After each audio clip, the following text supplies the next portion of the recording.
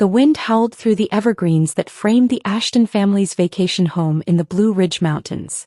Inside, the fire crackled in the stone hearth, casting long shadows across the rustic wood-paneled living room. Claire Ashton stood stiffly beside the fireplace, her hand still gripping the tax bill she had just been ambushed with. What had started as a simple Sunday dinner had exploded into accusations and shouting. "How could you be so selfish?" her father Richard roared, pacing across the room. His voice was sharp, filled with disbelief and fury. "Your sister needs that money for her business. You have more than enough." Claire stared at him, numb, her thoughts spinning as fast as the ceiling fan overhead. For years she had quietly carried her family's financial burdens. She paid the property taxes on this very mountain house, $8,700 a year for 5 straight years. She'd covered car payments for her younger sister, Emily. She'd paid for family vacations, medical bills, even a new roof last summer. All without complaint. All in the name of love. But now, as her father hurled accusations, Claire realized something wasn't just wrong. It was broken. "I've been paying for everything for years," Claire said quietly, though her voice betrayed the tremor underneath. "Property taxes, Emily's business trips, Mom's knee surgery. I've never asked for anything. But I can't do it anymore." Sandra, her mother, sat silently on the couch. She didn't meet Claire's gaze. Her hands were clasped tightly in her lap, trembling ever so slightly. Claire felt that silence more than her father's shouting. It was a silence laced with guilt, maybe shame. "You were given everything growing up," Richard barked. "Now we need you and you're walking away." Claire was about to answer when something caught her eye, a thick envelope poking out from beneath a gardening magazine on the coffee table. She reached for it, drawn by instinct. "Don't touch that," her father warned sharply. But it was too late. She'd already seen the bold heading on the legal document, "Trust Fund for Emily Ashton." Her fingers went cold. She flipped open the envelope and scanned the pages. Her father tried to grab them back, but the words had already carved themselves into her mind. $350,000. That was the figure. A trust fund, fully funded, carefully managed, and intended solely for her sister. Claire's breath caught in her throat. The same father who once said there was no money for her college tuition, who made her work 2 jobs and skip meals to afford rent, had secretly secured her sister's future. The same parents who now acted entitled to every cent she earned had been hoarding resources for someone else all along. "When were you going to tell me?" she whispered, barely recognizing her own voice. Richard snatched the document back and stuffed it into the envelope. "You weren't supposed to see that," he muttered. "Clearly," she replied, her words dry as ash. She turned toward her mother. "When my car broke down and I had to walk to work. When I begged for help with a security deposit. You told me we had nothing." Sandra finally looked up. Her eyes glistened. "Your sister needed more help. You've always been the strong one." Claire's heart thudded hard in her chest. She wasn't just being overlooked. She had been punished for being self-sufficient. All the while, Emily, helpless, irresponsible, and oblivious, had been gifted a golden parachute. "That's not help," Claire said, stepping back. "That's betrayal." Richard slid the property tax bill across the table. "Regardless, the taxes are due. Handle it." Claire picked up the paper. Her hand didn't shake this time. "I will," she said quietly. Her father exhaled in relief. "But this is the last time." The words hung in the air like smoke, curling into the rafters, changing everything. She walked out the door without looking back. Snow fell softly outside, coating the winding road that would lead her back to Asheville. To her small apartment. To her spreadsheets. To her silence. But this time that silence was a weapon. It was time for the truth to speak. The drive back down the mountain was colder than Claire remembered. The snow settled heavily on the windshield, each flake a tiny echo of the numbness building inside her. Trees blurred past in skeletal lines of white and gray. But her mind was focused, sharp, more alive than it had been in years. She wasn't just angry, she was awake. Back in her Asheville apartment, Claire kicked off her boots and tossed the tax bill onto her kitchen table. She didn't even take off her coat before heading straight to her home office. Her hands moved with purpose as she booted up her laptop, opened the encrypted folder marked Family Contributions and began scrolling. Inside was everything. Every transfer receipt, scanned check, and note from her parents thanking her for being so generous. She had kept them all. For tax purposes. For peace of mind. For moments like this. Rows of spreadsheets came to life. Her meticulous habits as a trader had taught her to record everything. Every dollar had a date. Every payment had a purpose. 5 years of property taxes. $43,500. Emily's car payments. $11,680. The new roof. $12,000. Mom's medical bills. $8,200. Family vacations she'd surprised them with. $22,400. The total? A staggering $118,745. And now, with what she knew about Emily's trust fund, it felt like she'd been funding not just comfort, but a lie. Her phone vibrated on the desk. A message from Emily. Asterisk, Dad says you're being difficult about the taxes. Don't be selfish, Claire. Asterisk. Another message, this time from her father. Asterisk, we're counting on you for the payment. Don't let us down. Asterisk. Claire's fingers hovered above the screen, then slowly set the phone aside without answering. They didn't ask how she was. They didn't acknowledge what she had seen. They didn't thank her for the tens of thousands she'd already given. Just expectations. Just demands. That night she slept only 3 hours. At dawn, she drove across town to the downtown office of Mark Delaney, her longtime financial advisor. He had helped her turn her trading success into a well-structured portfolio. Now she needed something else. Clarity. Maybe even firepower. I need you to help me build a case, she said, sliding her laptop toward him. Mark adjusted his glasses and began reviewing the spreadsheet. His eyebrows rose as the numbers added up. You've been funding your entire family for years. I thought I was just helping, she said. I didn't know I was the only one contributing. Mark looked at her with concern. Claire, this isn't just generosity. This is exploitation. You're losing more than cash. You're losing time. Growth. Options. And now there's a trust fund. She nodded. He sat back in his chair. We need a full valuation. Not just what you paid but what you lost by not investing it elsewhere. Compound interest, opportunity costs. It's more than you think. Claire clenched her hands. I want everything documented. Wiggly. Notarized. If I ever need to defend myself, or make it public, I want them to see it in black and white. Mark tapped his pen against his notebook. I'll refer you to Daniel Yu. Forensic accountant. He's the best. As she left his office an hour later, Claire felt a strange warmth bloom in her chest. It wasn't comfort. It wasn't pride. It was power. For years she had operated from guilt, from a place of being the strong one who never asked for help. Now she was reclaiming her strength, but this time for herself. 3 days later, Claire sat in Daniel Yu's sleek, minimalist office, surrounded by papers, receipts, and quiet tension. Daniel studied her documentation like a surgeon prepping for a delicate procedure. Your record-keeping is pristine, he said, flipping through her files. Most people wouldn't have this much detail unless they were running a company.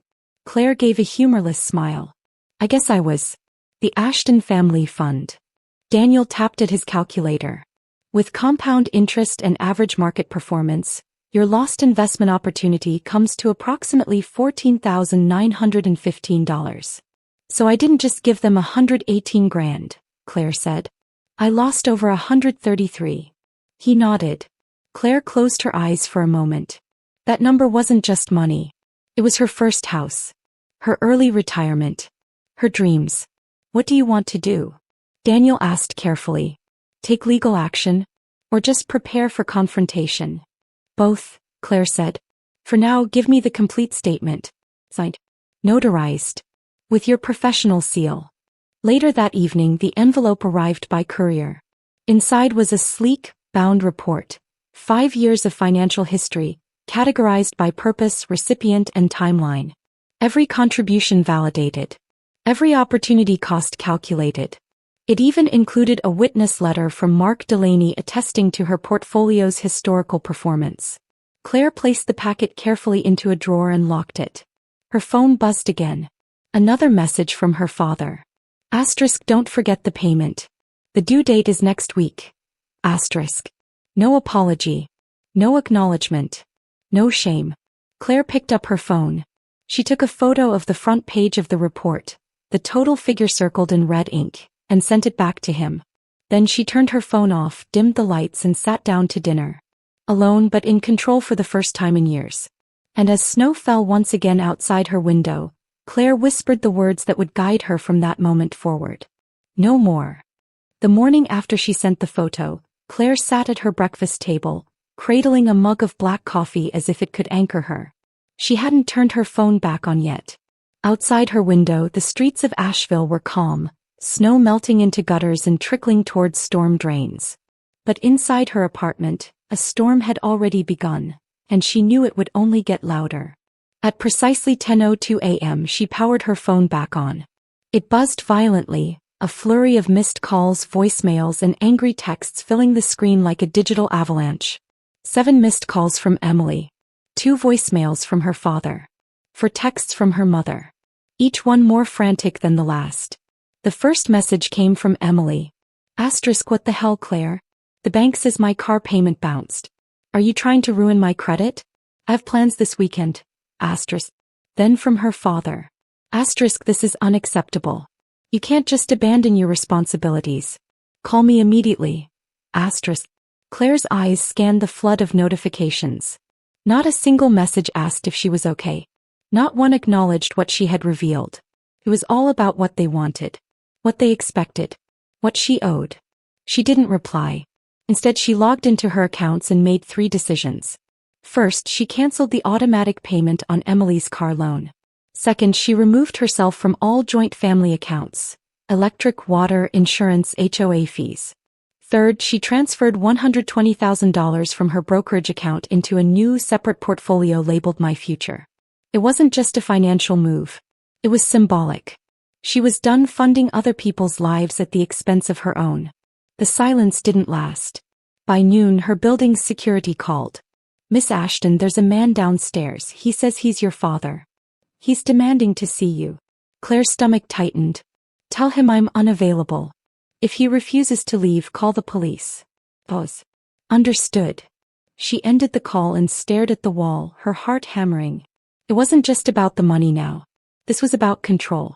Richard Ashton wasn't used to being told no. He'd spent decades weaving a narrative in which Claire was dependable, selfless, a silent bank account disguised as a daughter. But that narrative had just collapsed. An hour later, her cousin Jake texted her. I just saw Uncle Richard being escorted out of your building. What's going on? Are you okay? Claire blinked. Jake had never reached out before. Family financial disagreement, she replied. His response came quickly. About time you stood up to them. Everyone's known for years that they treat Emily like a princess and expect you to clean up the mess. You were always the responsible one. Just didn't seem fair. Claire stared at the message, her throat tightening. She hadn't realized anyone else had noticed. For years she'd convinced herself she was overreacting. That she was imagining the imbalance. That sacrifice was just what eldest daughters did. But now she had proof. And witnesses. At 7 o'clock sharp, her doorbell rang. She looked through the peephole and found Emily standing there, arms crossed, mouth set in a furious line. Claire hesitated, then opened the door just wide enough to speak through the security chain. What do you want? Emily scoffed. What do I want? I want to know why you're suddenly acting like a lunatic. My car payment bounced. Dad says you're refusing to pay the taxes. Are you trying to wreck everything? Claire's tone was calm. No. I'm just done being used. Emily rolled her eyes. Don't be dramatic. You've always helped. It's not like you can't afford it. Claire's jaw tightened. Do you even know how much I've given? Emily shrugged. A few thousand. You got your fancy stock stuff. You never complained. Because I didn't know, Claire said, her voice low and hard. I didn't know there was a trust fund. I didn't know that while I was draining my savings, Dad was setting you up with $350,000. Emily's eyes widened. How do you know that? I saw the document. For a moment, Emily's expression flickered. Guilt, fear, disbelief. Then she tried to recover. That's different. The trust is for my future. You're already successful. Claire stared at her. And that justifies lying to me? Using me? Emily's shoulders straightened, her voice brittle. If you let them lose the lake house, you're going to regret it. That place is our family's legacy. Claire leaned forward, eyes steady. I've been paying the taxes on that house for 5 years.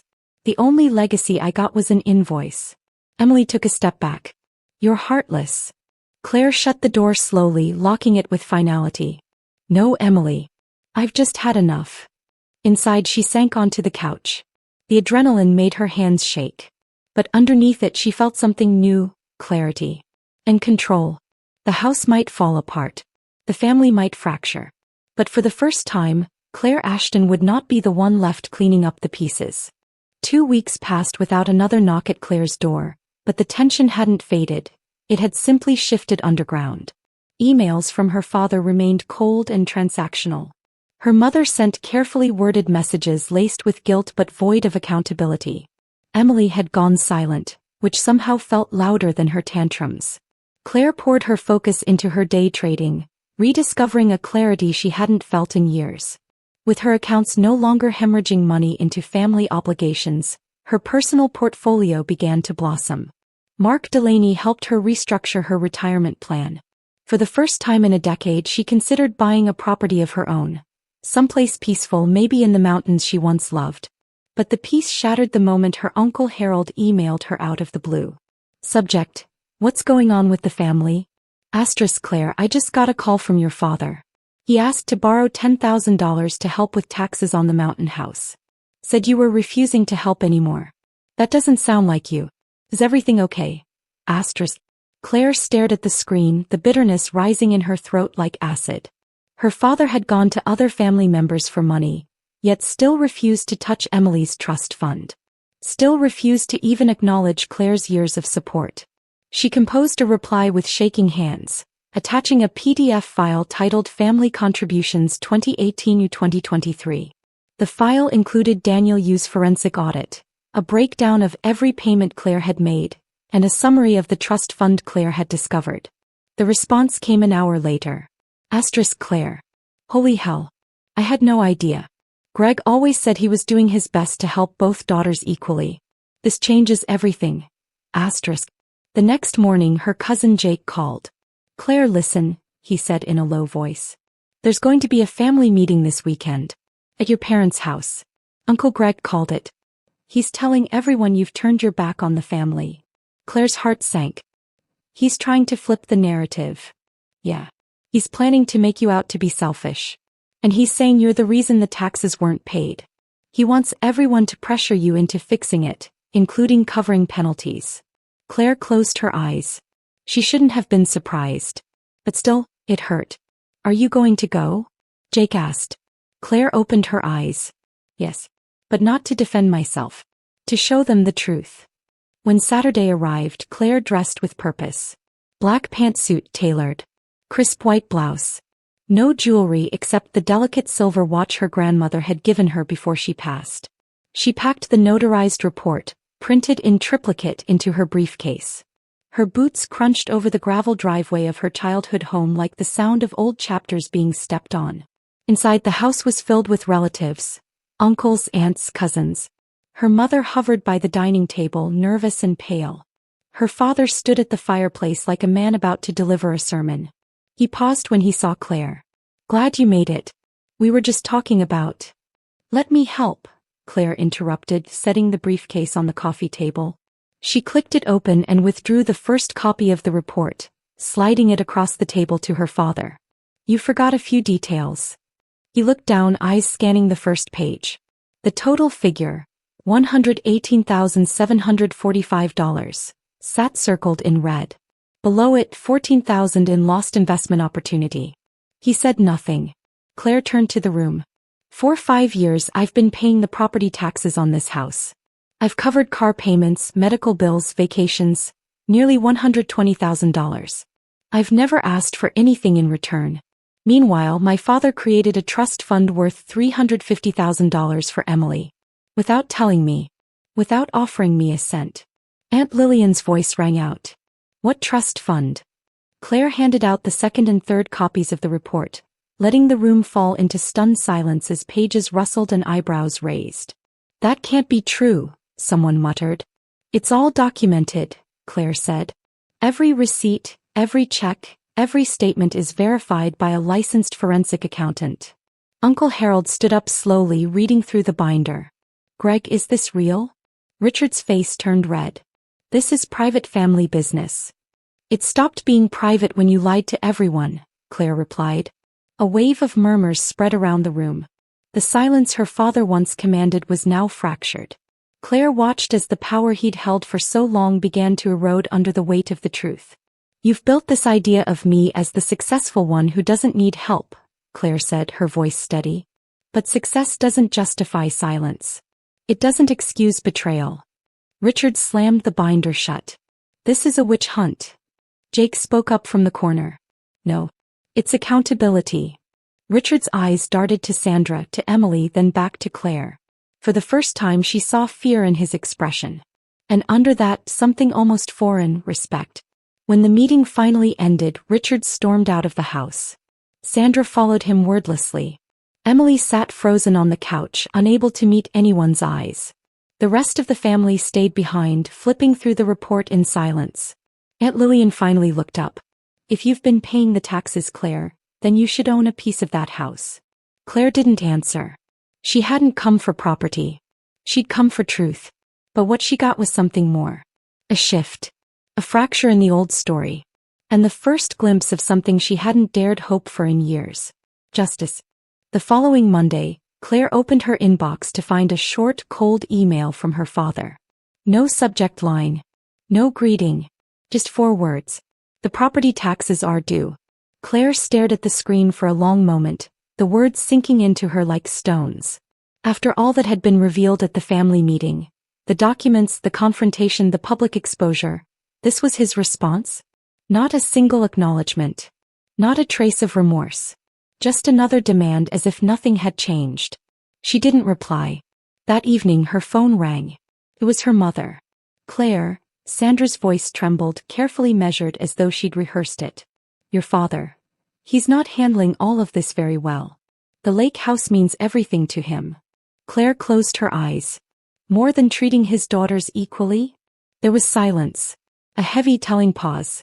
Sandra sighed. Your father's never been great at expressing things. But you know he only wants what's best. For whom, Mom? Claire said, her voice low and firm. For me. Or for the child he secretly gave a fortune to while asking me to cover his bills. I know it wasn't fair, Sandra admitted quietly. I always knew. But I didn't speak up. Your father makes the financial decisions in this family. Claire's voice was ice. And I made the payments. Sandra began to cry softly on the other end. I wish I'd done more. I should have defended you. I just didn't want to make things worse. They already were worse, Claire replied. And now I'm making them honest. The next morning, Claire composed a message to her father. She didn't explain herself. She didn't try to justify or soften the blow. She simply attached a single image, the front page of her financial report, the total circled in bold red. Below it she typed only 2 words. Never again. She hit send. 1 hour later her phone rang. But it wasn't Richard. It was Emily. Claire, she said, her voice trembling. Dad just showed me the report. Is it really that much? All that, from you? Yes, Claire said evenly. Every penny. There was a long pause. Then Emily whispered, he always told me you were helping a little. Just a few things. He said you were generous because you could afford to be. Claire didn't speak. The silence hung between them like a mirror. I didn't know, Emily continued. I swear. I thought I deserved the trust fund because I was struggling and you were thriving. I didn't think about what you were giving up. Claire's throat tightened. There was something unfamiliar in Emily's voice. Something fragile. Something human. I feel awful, Emily said. All this time I thought Dad was helping us both. But he wasn't. He was using you. Claire exhaled. He created the situation. But you benefited from it. I know, Emily said. And I want to fix it. Claire blinked. What do you mean? But Emily had already hung up. That evening, a courier delivered a legal packet to Claire's apartment. Inside were 2 documents. The first confirmed that the property taxes on the mountain house had been paid in full. The second was a notarized amendment to the deed of ownership. Claire Ashton now legally owned 25% of the vacation home. Attached was a note from the law office. Per the request of Emily Ashton, funds for this transaction were drawn from the trust account established in her name. Claire sat at her kitchen table reading the document twice. Then a third time. This wasn't just money. This was acknowledgement. Her phone buzzed again. A new message from her father. Asterisk, this wasn't necessary. Family helps family. Asterisk. Claire didn't answer. His message was drenched in irony, a twisted echo of the excuse he had used to justify years of imbalance. Moments later, another message arrived. This one from her mother. Asterisk, your father is struggling with this. But I want you to know I'm proud of you. I should have stood up for you years ago. Asterisk. Claire looked out the window, watching the sun set behind the mountains. A golden light spilled across the trees. For the first time in years, the Blue Ridge skyline didn't feel like a burden. It felt like a boundary, one she had drawn herself. Her phone buzzed again. Emily. I told Dad to split the trust fund, she said. Equally. Half for you, half for me. He resisted at first. But Uncle Harold and Aunt Lillian backed me up. He's meeting with his financial advisor tomorrow. Claire didn't speak. She felt too much at once, relief, disbelief, sorrow, triumph. It's not about the money, Emily added. It's about making this right. Claire swallowed hard. Thank you. No, Emily replied. Thank you for finally making us all face the truth. As the call ended, Claire closed her eyes. Her shoulders sagged with the weight she had carried for years. But now something new settled in its place. Something quiet, steady, and unshakable. Respect. Her own. And this time she wasn't giving it away. Claire stood at the edge of her balcony, the brisk morning air biting gently at her cheeks. Below her, Asheville stirred slowly to life. Delivery trucks, the muffled hum of a distant coffee shop, joggers pacing down frost-kissed sidewalks. In her hand was a mug of steaming tea, but she wasn't sipping it. Her mind was elsewhere, turning over the events of the last few weeks like puzzle pieces finally clicking into place. She'd said no. She'd been called selfish, heartless, dramatic. But when the dust cleared, something astonishing had emerged. Truth, and with it, accountability. The legal documents were now filed. Her name was on the deed. She held, not just metaphorically but legally, a piece of what her parents had tried to keep exclusive to Emily. It wasn't about the house, it never was. It was about respect, something she had never asked for out loud but had now claimed by force of fact and will. Later that afternoon she received a text from her father. No pleasantries. Just a scheduled time. Asterisk Thursday. 11 a.m. McDaniel and Rhodes Wealth Advisors. Please attend. Asterisk. It didn't say what for, but Claire already knew. When Thursday arrived, she wore a simple navy blue dress and black boots, hair tied back, no makeup except a touch of gloss. Her presence would speak for itself. At the office building, she was led to a glass-walled conference room where her father, looking smaller than she remembered, sat stiffly next to a man in a pinstripe suit. The advisor stood when she entered. Claire. I'm Douglas Rhodes. Your father has asked me to begin proceedings on redistributing the trust fund previously set for Emily Ashton. Claire sat without a word. Richard didn't meet her gaze. His knuckles were pale where he clutched the armrest. I've authorized the division. You'll each receive a separate account with matching assets. Emily has signed off. Claire raised an eyebrow. Just like that. Douglas cleared his throat. It was heavily advised by extended family that parity was the only way to resolve the tension. In other words, he was forced. Claire nodded slowly. Fine. But I want everything in writing. No verbal assurances. I want legal clarity. Already prepared, Douglas said, sliding over a packet of documents.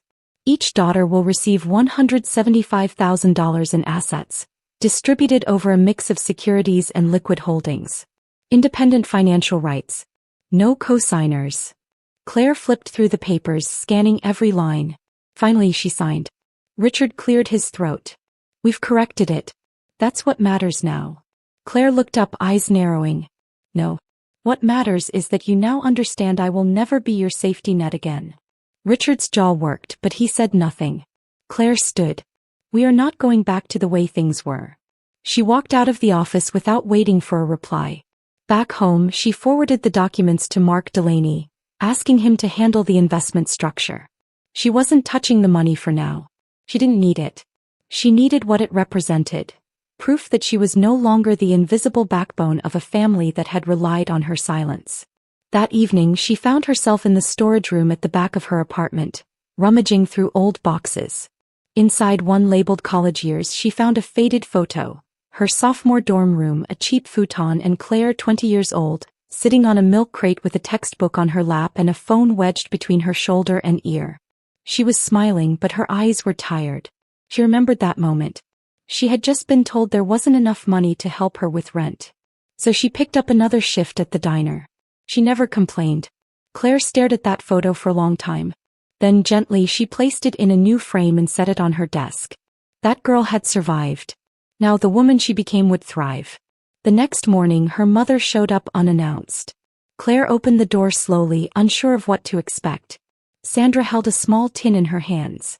"Banana bread," she said softly. "Still your favorite?" Claire took it, saying nothing.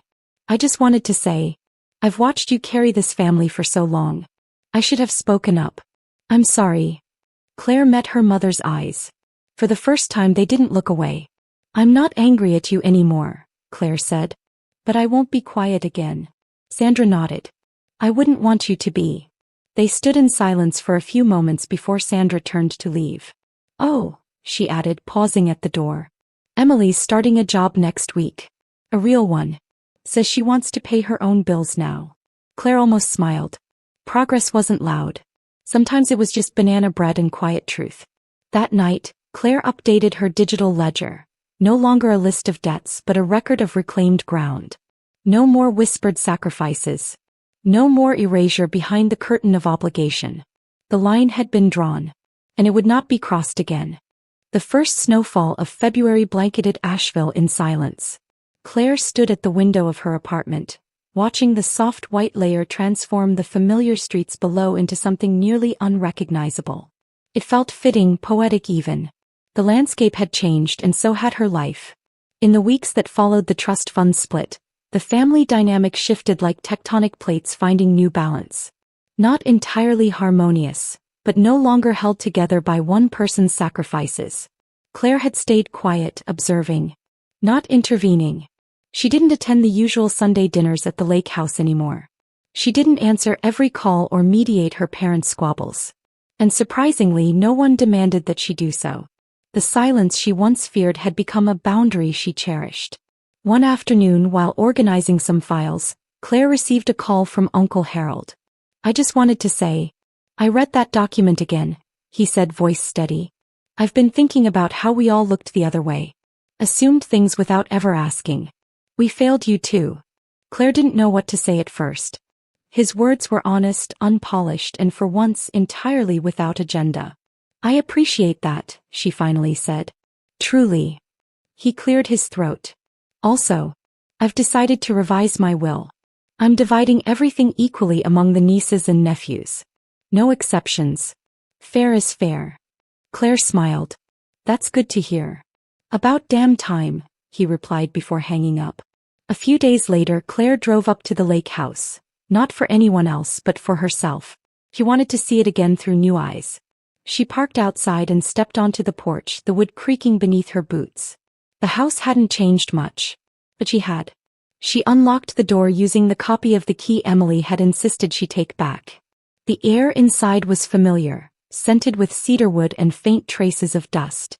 It was late afternoon and light filtered in through the large windows, reflecting off the snow outside. Claire wandered through the rooms slowly. Her memories were tucked into every corner. The kitchen table where she did homework, the loft where she used to read, the swing outside where her father once pushed her, before money became a language of control. In the living room, she found Emily sitting quietly by the fireplace. She looked up when Claire entered but didn't smile. "Didn't think you'd come." "I didn't come for anyone else," Claire said. "Just wanted to see the place again." Emily nodded, brushing a strand of hair behind her ear. "I've been staying here the last couple nights. Just needed to think." Claire didn't sit, but she didn't leave either. "I've started my new job," Emily added, her voice tentative. It's not much, but I'm earning my own paycheck now. Claire regarded her. Good. That's important. Emily looked down at her hands. I never thought about the weight you were carrying. I always just assumed you were okay. I was surviving, Claire replied. But that's not the same thing. I know, Emily said. I still don't understand how Dad thought it was fair to give me so much and expect you to carry everyone. Claire sighed. Because to him love was a transaction. And I kept paying. The fire popped and crackled. Outside, snow began falling again. I asked him last week if he ever planned to tell me the truth, Emily said. He just said, you always seemed like you didn't need it. Like you'd be fine no matter what. Claire's chest tightened. That's the lie people tell themselves to justify injustice. Silence stretched between them. Then Emily stood and approached her.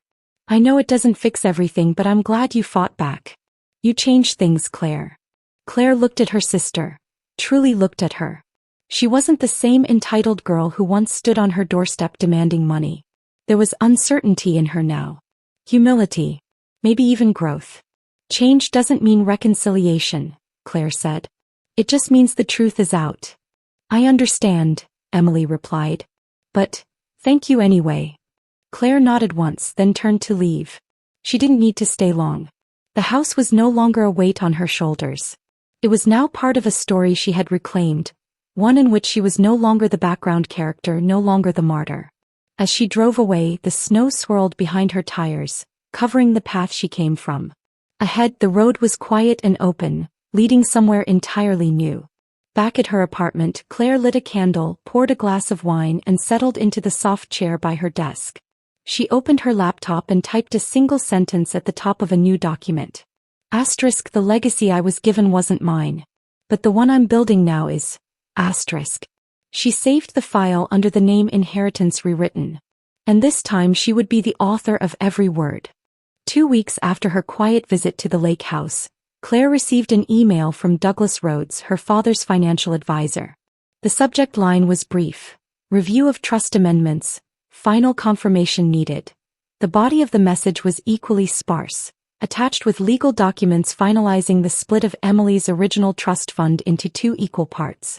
Claire read it carefully, every clause, every term, every disbursement timeline. She sent it to Mark Delaney for one final review before signing. Within an hour, Mark called. It's clean, he said. No hidden clause, no footnotes that come back to haunt you. Good, Claire said. I'll sign and send it back. And Claire.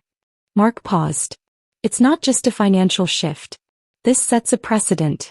You've forced people to acknowledge a value they took for granted. That's rare. And it's powerful. She didn't need the reminder, but it warmed something deep inside her nonetheless. Not because she needed validation, but because, for once, it came without expectation. That evening she sat at her desk and placed her signature on the final page.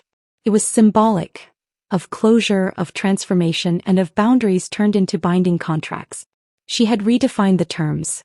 The next morning, Claire received a call from her mother. I saw the paperwork went through, Sandra said. It's official now, isn't it? Yes, Claire replied. It is. I wish things had been different. I wish we had done better. Claire didn't say anything at first. She listened not to guilt, but to something that almost sounded like accountability. Your father's been quiet, Sandra continued. Since the documents were signed. He's not angry, just changed. We've both been forced to see things we didn't want to see. I'm not looking for regret, Claire said. Just truth. I know, Sandra whispered. And you've earned it. The call ended without drama, without tension. Just space. Which was a miracle in its own right. A few days later, Claire found herself walking through a quiet part of Asheville's historic district. She passed by a row of cottages and saw a sign, for sale by owner, private showings only. It was small, with blue shutters and ivy crawling along the stone base. A garden bloomed out front, even in winter, resilient against the chill. Something about it called to her. She took down the number. Back at home, Claire drafted an email to the listing agent, attaching her credentials and a letter of intent. She wasn't rushing, but she was moving forward. That night she opened her old financial files. The folder Family Contributions still sat on her desktop, full of documents she no longer needed to prove anything. She didn't delete it. She just moved it into an archive folder labeled Past. Then she created a new one, Foundations. Inside it she saved the trust amendment, her investment plans, her updated portfolio, and a simple journal entry. Asterisk, this is not revenge. This is reclamation. I'm not settling scores. I'm redrawing maps. Asterisk. That weekend Claire received a handwritten letter. The envelope was pale lavender, the handwriting unmistakably Emily's. Inside was a single-page note. Claire. Asterisk, I know this doesn't undo everything, but I'm trying. I'm learning to stand on my own. And I'm finally beginning to understand what you carried all those years. Asterisk. I hope someday we can sit on the porch together again. Not because we have to, but because we choose to. Thank you for making the truth impossible to ignore. Love, Emily. Claire folded the letter gently and placed it into a drawer labeled Personal. She didn't know what the future held for her and Emily. Maybe nothing. Maybe something. But it would be on new terms. Mutual ones. The next morning she took a walk uptown Mountain Road. The view of the city below shimmered in the early light, a blend of steel, glass, and promise. Claire stopped near an overlook, pulled out her phone and took a photo of the sunrise. She posted it with a caption. Asterisk, boundaries aren't walls. They're bridges we choose to cross or not, on our own terms. Asterisk. And for the first time in years she felt the echo of something not heavy, not tense, but simply free. Spring arrived with quiet intention. Asheville bloomed in soft pastels, trees along the sidewalk erupting with white and pink blossoms, as if the city itself had been waiting for release. Claire found herself taking longer walks, sometimes without destination, simply breathing in the air she used to ignore. The tension in her shoulders had lightened. Her jaw didn't clench in her sleep anymore. The silence around her was no longer a warning sign. It was a sanctuary. One morning, while sipping tea on her balcony, she received an unexpected text from her cousin Jake. Asterisk, did you hear about Uncle Richard? He stepped down from his board position at the foundation. Asterisk. Claire's brow furrowed. She hadn't spoken to her father since the trust amendment. Not one word, not even through her mother. And she didn't plan to reach out. But hearing that he'd stepped away from something he had always used as a badge of honor stirred a flicker of curiosity.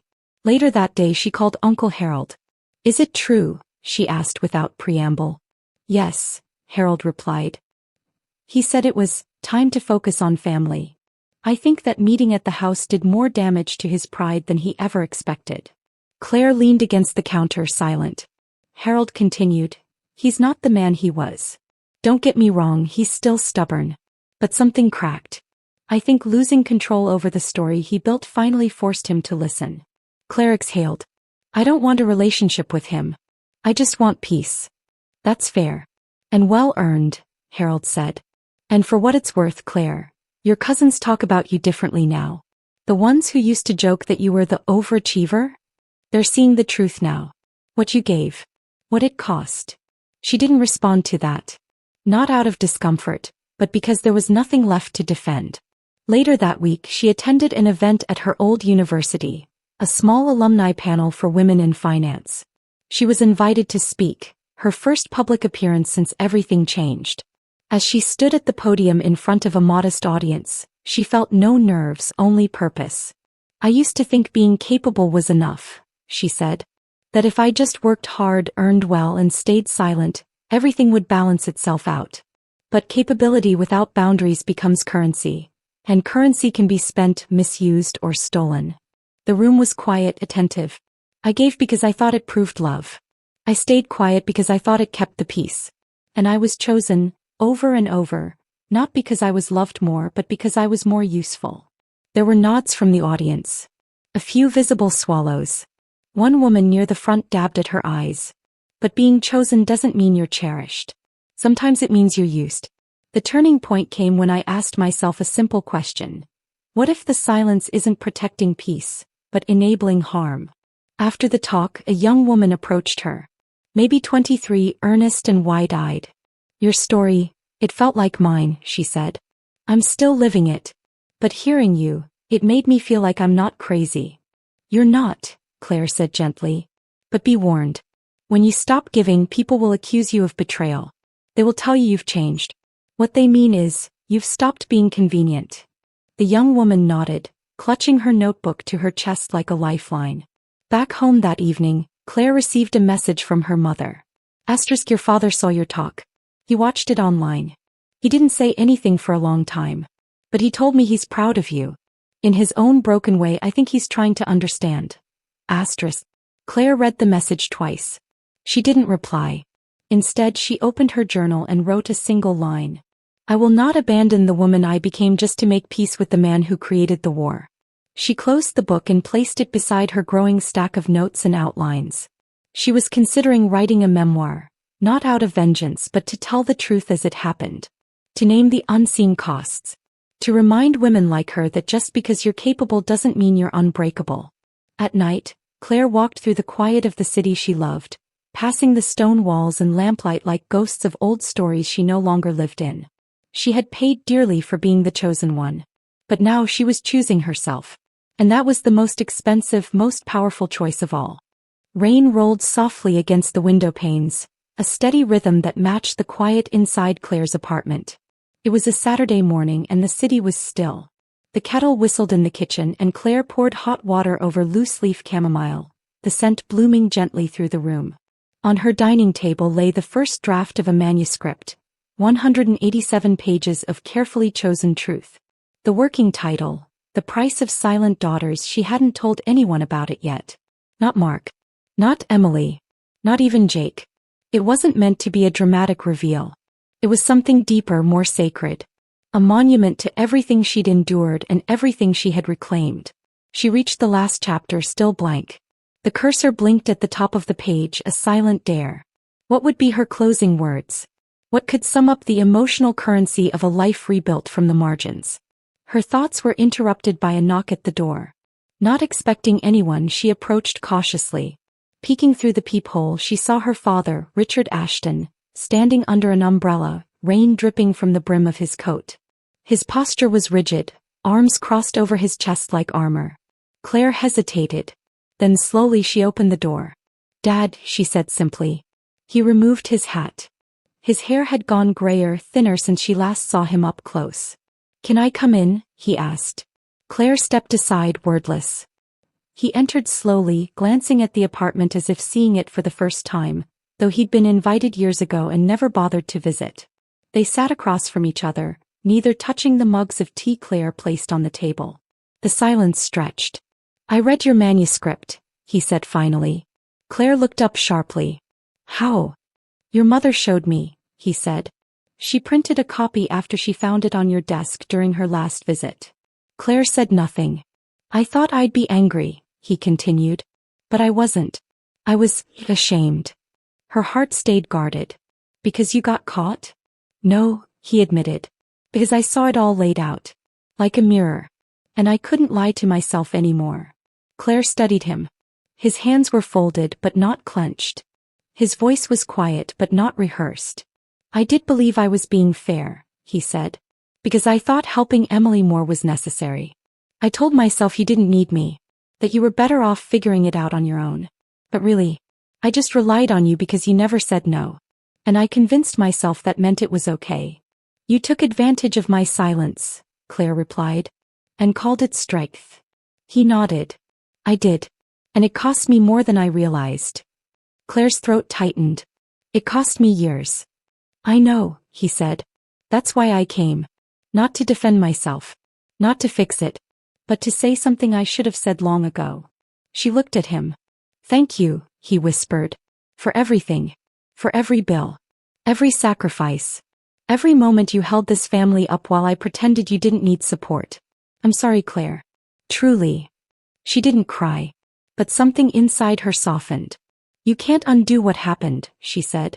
But I won't carry the weight anymore. I'm not the glue that holds everything together. I'm not your fallback. Not anymore. I understand, he said. They sat in silence again. But this time it wasn't strained. It was settled. When he stood to leave, he paused at the door. That book. It's going to help people. Even if it hurts me to read it. Claire met his gaze. It's not about hurting anyone. It's about breaking the silence. He nodded once, then walked into the rain. Claire closed the door, heart thudding, not from pain but from something steadier. A shift. A chapter closing without anger. Without applause. Just peace. That afternoon she returned to her manuscript and finished the final page. She didn't write a conclusion. She didn't summarize. She wrote a scene. A woman sits at her own table. Not someone else's. Not as a guest. Not as a sacrifice. She sits at the center. She writes her story. She closes the ledger. And then she begins again. Claire saved the document and backed it up twice. Then she lit a candle, placed a clean sheet of paper beside her laptop, and wrote one word at the top. Next. The silence around her was no longer an echo. It was hers. The bookstore was small, independent, and hidden between a bakery and a music shop in Asheville's Arts District. It had floor-to-ceiling windows, honey-colored wooden shelves, and the kind of stillness that made every conversation feel like a confession. Claire stood just inside the entrance, staring at the display near the front window. Her book, The Price of Silent Daughters sat in a neat stack beneath a hand-lettered sign. Local voices, stories that stay with you. It was real now. The book, her name in print. The story she once carried in silence, now available for anyone willing to listen. Mark Delaney arrived first. You did it, he said simply, his voice full of pride. You turned pain into precision. That's rare. Still feels a little unreal, Claire replied. Good, Mark said. It should. Over the next hour, more familiar faces trickled in. Jake brought his girlfriend, beaming like he had front-row seats to something sacred. Aunt Lillian hugged her tightly. Even Uncle Harold, stoic and firm, stood in the back, arms crossed but eyes warm. Then just before the reading began, the last person Claire expected walked through the door. Emily. She wore a simple gray sweater and jeans, her hair tied back, her face stripped of pretense. She didn't speak as she walked up to Claire, just opened her arms. Claire didn't hesitate. They embraced quietly, not for the cameras or the guests or the performance of healing, but because something between them had changed. Not completely. Not perfectly. But enough. I read it, Emily said softly. Every word. Claire looked at her, cautious but open. I cried, Emily added. Not because I felt guilty, though I did, but because I saw how blind I had been. I'm sorry. Thank you, Claire replied. That means more than you know. They parted and Emily took a seat near the front. Claire stepped up to the microphone. She didn't start with a quote or a witty anecdote. She opened the book and began reading from chapter 3. The part where she drew the line, said no for the first time, and felt the weight of decades lift from her shoulders. The audience listened in silence. When she finished, there was no applause at first, just a long, heavy stillness. The kind that came not from shock but from resonance. Then someone clapped. Then another. Soon the room was full of quiet, respectful applause. Not the loud kind, but the kind that says, we hear you. We see you. Thank you. After the event, a woman approached her. Older, maybe in her 60s. I gave up my whole retirement to support my brother after our parents died, she said. Reading your book made me realize I never once asked if I wanted to. Claire nodded. It's never too late to ask. The woman smiled. And never too late to stop giving. The next morning, Claire walked into her new office space. A sunlit room on the second floor of a repurposed textile mill that now housed creatives, consultants, and entrepreneurs. She set her bag down, hung her coat, and placed a bronze plaque beside the door. Claire Ashton, author and financial advocate. It wasn't just a title. It was a declaration. Her work was no longer about charts and investments. It was about legacy. About helping others like her, women who gave too much for too long, to track their worth, claim their voice, and rewrite their roles. She spent the morning drafting a workshop curriculum, Financial Boundaries for Caregivers. The name came easily. The content poured out like water through a pipe that had long been frozen. By noon she took a break and stepped outside. The sky was pale blue, the air fresh. She held her coffee and stared at the hills in the distance. The same mountains that once symbolized burden now looked like guardians. She had climbed her own. Back at her desk, her phone buzzed. A new email. Subject line. Keynote invitation, National Women in Finance Conference. She opened it, scanned the message, and smiled. She didn't need their validation. But she had earned it. Claire leaned back in her chair and looked around her office. It was quiet. Purposeful. No noise. No guilt. No ledger to balance. Only space. And for the first time in her life she filled it entirely. Her story wasn't about what she gave. It was about what she finally kept. Herself.